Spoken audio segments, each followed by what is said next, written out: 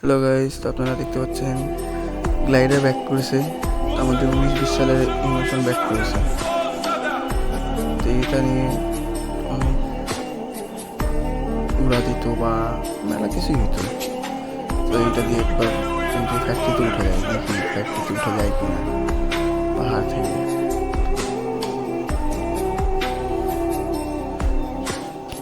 দেখি যেতে পারি কিনা।